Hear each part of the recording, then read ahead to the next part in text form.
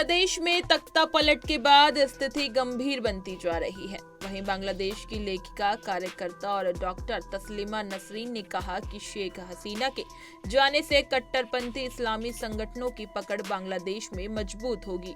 उन्होंने कहा कि इसका खामियाजा महिलाओं को सबसे ज्यादा भुगतना पड़ेगा। उनका दावा है कि कट्टरपंथी इस्लामी संगठन बांग्लादेश में शरिया कानून लागू करेंगे। आज हम आपको बताएंगे कि अगर बांग्लादेश में शरिया कानून लागू होता है तो इससे महिलाओं के कौन कौन से अधिकार खत्म होंगे और उनकी आजादी पर क्या असर पड़ेगा। पहले बात करते हैं चलिए बांग्लादेश की। बांग्लादेश में तख्ता पलट के बाद बने माहौल को अच्छा नहीं माना जा रहा है। शेख हसीना के पीएम पद से इस्तीफा देने और देश छोड़ने के बाद इस्लामिक कट्टरपंथियों के हाथ में सरकार है। शेख हसीना ने जिन कट्टरपंथियों को जेल में डाला था उन्हें भी अब रिहा किया जा रहा है। गौरतलब है कि लेखिका तस्लीमा नसरीन कई सालों से भारत में निर्वासन में रह रही हैं। नसरीन को इस बात का डर है कि आने वाले समय में बांग्लादेश में शरिया कानून लागू होगा और उसका सबसे बुरा असर महिलाओं पर पड़ेगा।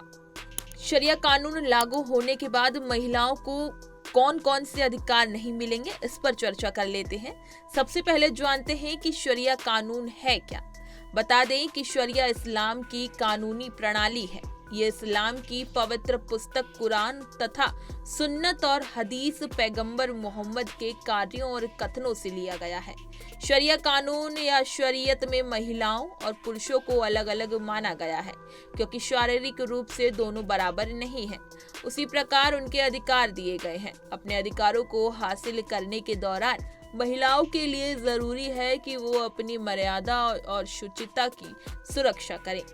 बात करें महिलाओं की आज़ादी के बारे में तो जानकारी के मुताबिक शरिया कानून में महिलाओं की शिक्षा पर किसी तरह का रोक नहीं है, लेकिन इस्लामिक कट्टरपंथी शरिया कानून लागू होने के बाद महिलाओं की स्वतंत्रता को खत्म कर देते हैं और उनकी आज़ादी खत्म हो जाती है। एक्सपर्ट का कहना है कि इस्लामिक कट्टरपंथी शरिया कानून लागू होने के बाद महिलाओं की सुरक्षा का बोलबाला करके उनकी आज़ादी और अभिव्यक्ति पर रोक लगा देंगे।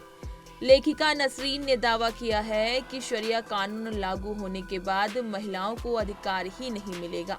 उन्होंने कहा कि बांग्लादेश में असहिष्णुता बढ़ती रही है, अभिव्यक्ति की आज़ादी नहीं है। उनका दावा है कि मानवाधिकारों का उल्लंघन हो रहा है और शरिया कानून लागू होने के बाद जल्द ही महिलाएं बिना किसी अधिकार के रह जाएंगी। उन्होंने कहा कि शेख हसीना के शासन के दौरान कई संगठन बैन कर दिए गए थे, फिर सत्ता में वापस आ रहे हैं।